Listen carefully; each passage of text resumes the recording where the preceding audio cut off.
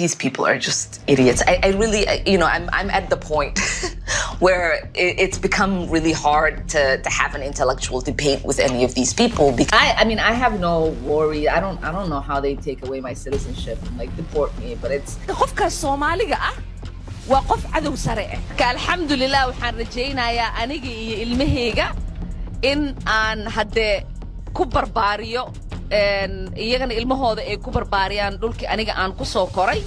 I would say our country should be more fearful of white men across our country because they are actually causing most of the deaths within this country. It reminds me of the way the Nazis described Jewish people. Ilhan Omar continues her relentless criticism of the nation she pledged to serve. After fleeing Somalia and receiving asylum here, she dedicates her time to attacking America while advancing her native country's agenda. We need an honest discussion about allegiance and immigration security. When jihadi terrorism is raised as a concern, she immediately shifts blame to white men. Typical misdirection, she never confronts the genuine dangers. This terrorism, whether it's Fort Hood or San Bernardino or the recent truck attack in New York, what do you say to that?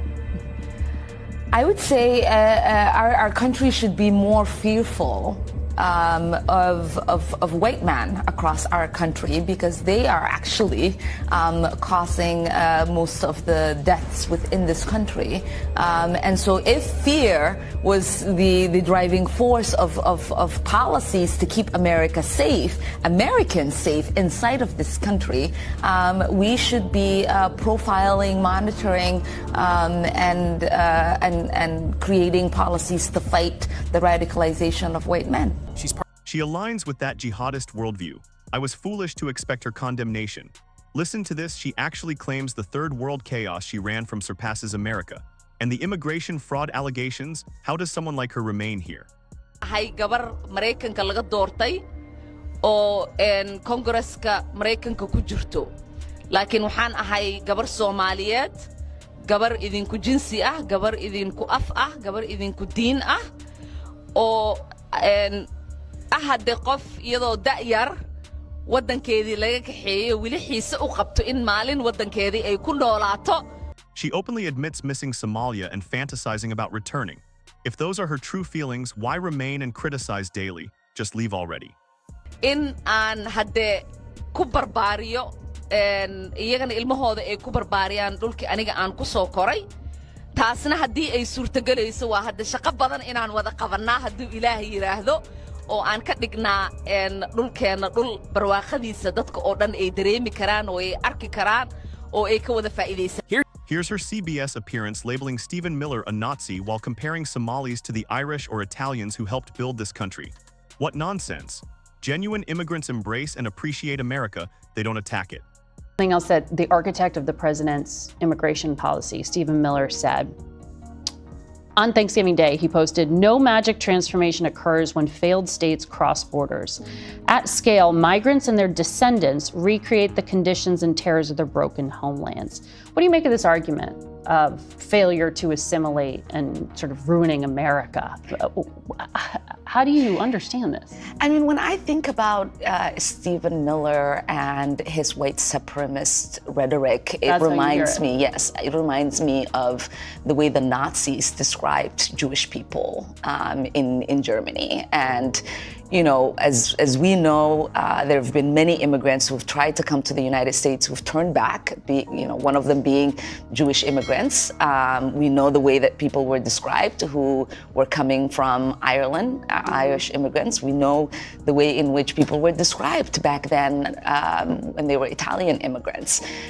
And to me, we're, yes, of course, ethnically Somali. We are in this country as Americans. Yeah. We are citizens. We are productive part of this nation, and we will continue. Somalis have always been seen as a fabric of this nation. Yeah, right. Most Americans see the opposite, failure to integrate and constant drama. Somalis are not terrorizing this nation. We are helping it thrive. Somalis have always seen themselves as a fabric of this nation. So not only are we not going anywhere,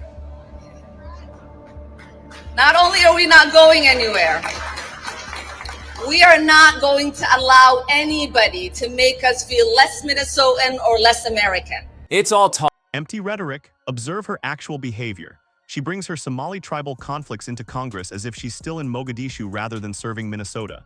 This footage is damning. On the House floor, she passionately rants about internal Somali clan feuds and tribal divisions like she's debating in Mogadishu instead of representing her Minnesota constituents in Congress. It's difficult to witness. This demonstrates Somalia first, absolutely not America first.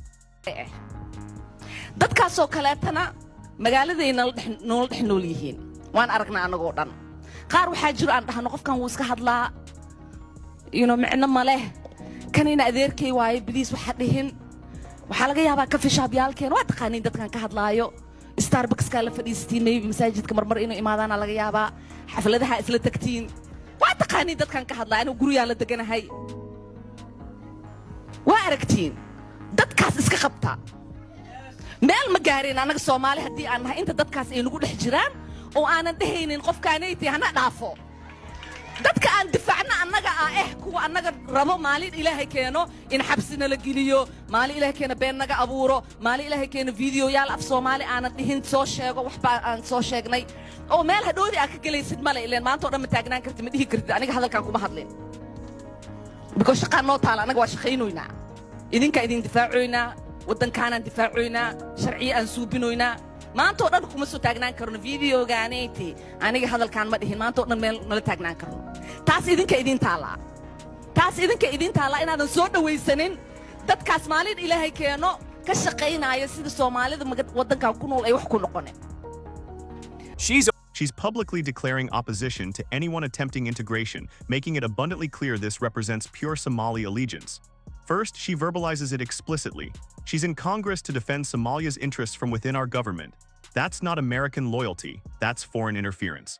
haddii aan nahay dad Soomaali waxaan nahay dad isjecel waa laga yaabaa meelaha qaarkood inaan isku xagxagano laakiin haddii runtii ay imaato waxaan nahay dad isku tashto dad walaalo dad dhiig lah dad isku og inay Soomaali yihiin inay Muslim yihiin oo iyagana isku hiiliya dadka walaalahoodna u hiiliya marka daraad markii ayaan dhaxdaas markii aan maqalnay in qaar Soomaali ama Soomaali sheegato in Ethiopia ay la galeen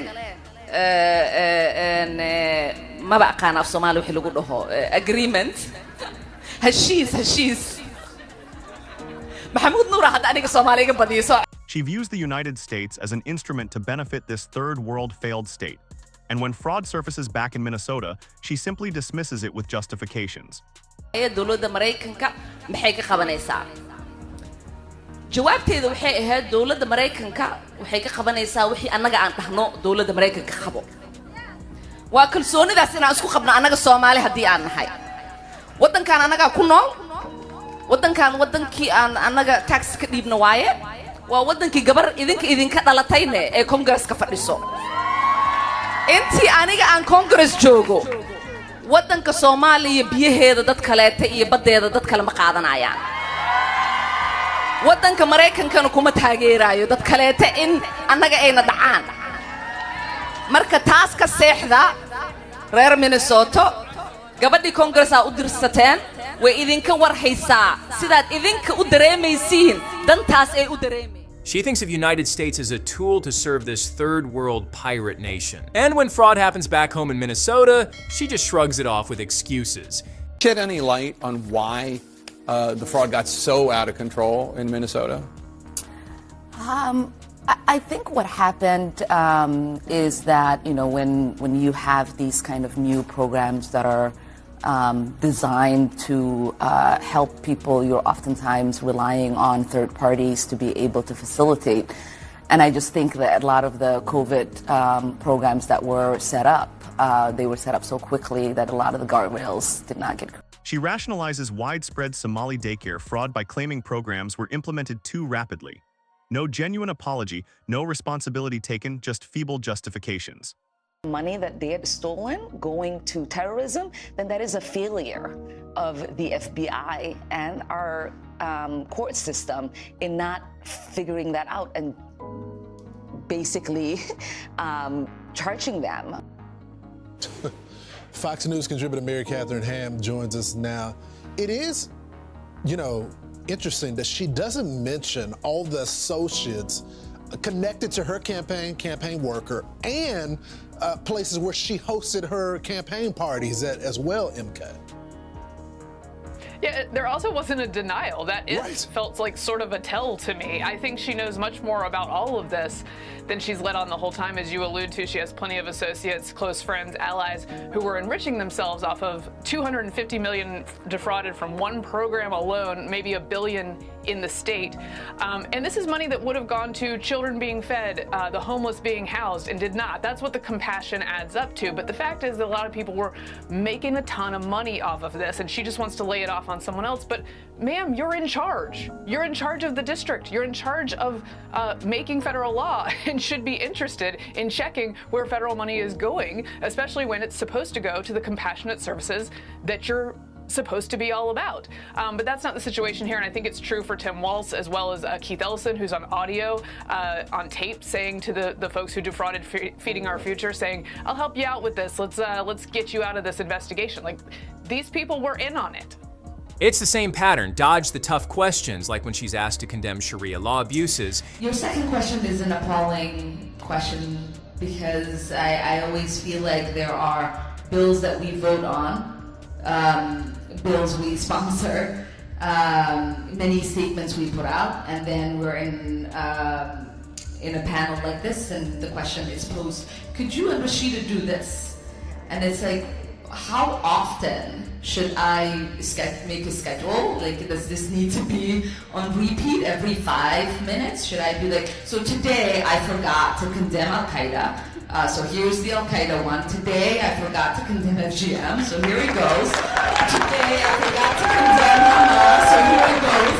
Today I forgot, it is a very frustrating question. It comes up. You can look at my record. I voted 4 bills, doing exactly what you're asking me to do. I have put out statements upon statements. There's a bill in Congress, there's a resolution that I am the co-author of that I voted out of the Foreign Affairs Committee. And so I am, I think, quite disgusted, really, to be honest, that as Muslim legislators, we are constantly being asked to waste our time speaking to issues that other people are not asked to speak to, because the assumption exists is that we somehow support and are for, right? No, there is an assumption.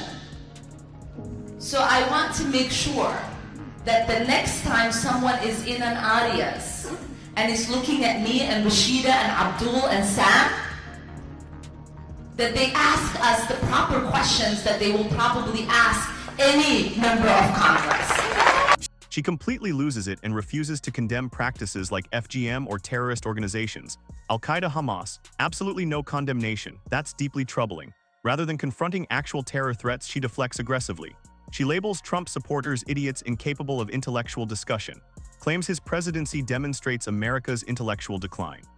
These people are just idiots. I really, I'm at the point where it's become really hard to have an intellectual debate with any of these people, because the level of stupidity that they are displaying every single day is frankly embarrassing, not just in Congress, but as Americans. And the fact that these people are allowed to say just the most ridiculous things tells you that the dumbing of the United States has arrived, because how else do we get Trump? She essentially despises our free speech. Hypocrisy alert incoming. And immediately after insulting millions of Americans, watch her instantly adopt the victim role. CM 1116-05. Now she's offended by Charlie Kirk's low IQ remarks after she just called everyone stupid. Even Caitlin Collins on CNN appears troubled by the obvious double standard. This is where she ultimately gets exposed. when he said we didn't have brain processing power to thought processing power to get ourselves into college and to be taken seriously as professionals, or as a black person, if you were a pilot and he walked on that plane, he'd be scared. These are actual words that this man has said, and I can't even begin. We will be here all day if I told you all of the things he has said about Muslims and immigrants and the trans community. He had hate for so many people, and he mocked the death of George Floyd. You know, this is not somebody I am going to sit back and say had a great legacy of bringing people together, because he did the opposite. And it is important, while we mourn his death and condemn his assassination and feel empathy for his kids and wife, we are not here to whitewash what he did while he was alive. And no one is saying that you have to whitewash what he did, or that you have to defend what he said or the views that he held. But regardless of those views, do you believe the timing of saying that the day after that he was assassinated, the comments there, do you regret the timing of those comments? Now she's outraged at Charlie Kirk for low IQ comments after just calling us all dumb. Even Caitlin Collins on CNN looks disturbed by the double standard. This is where she finally gets humiliated. That is what people are asking. I'm certainly not asking that, but that is what people are asking. People are asking and are getting fired for sharing Charlie's words. Well, and some people were celebrating it. That was part of it. But I haven't seen that. I've just seen people sharing his words. There was a town hall that you had 6 days ago. You called Kirk a quote, hateful man, and you had reposted a video that I'm sure you've seen you've taken criticism for. It's a video that called him a reprehensible human being and said, Kirk was Dr. Frankenstein and his monster shot him through the neck. Why repost that video? Because there were a lot of things in the video that I did agree with. Obviously, we share videos. We don't have to agree with every single word. But I do believe he was a reprehensible, hateful man.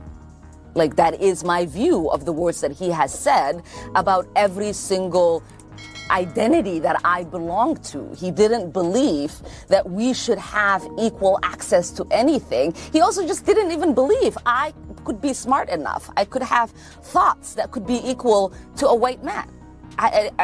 Where are we missing this conversation about who this man was and the things that he said? Do you not find that? There it is. Ilhan Omar revealed attempting to play victim while spreading anti-American rhetoric and contradictions.